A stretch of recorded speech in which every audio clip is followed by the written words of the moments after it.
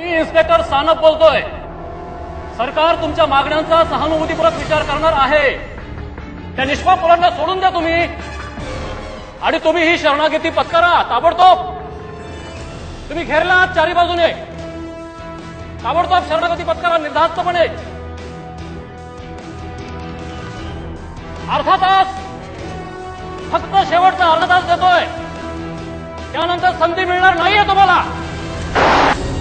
Inspector काय झालं? आणि मुलांना ओलीस धरलाय, पैशाची मागणी करतायत, इथून बाहेर सुखरूप सोडा म्हणतायत। त्यांच्या मागण्यांचं काय करायचं ते नंतर बघू, पण चोरांच्या जीवाला काही धोका होता कामा नये। ऑफकोर्स सर, मुलांची काळजी म्हणून तर सांभाळून पावलं टाकतो होता मी, नाहीतर।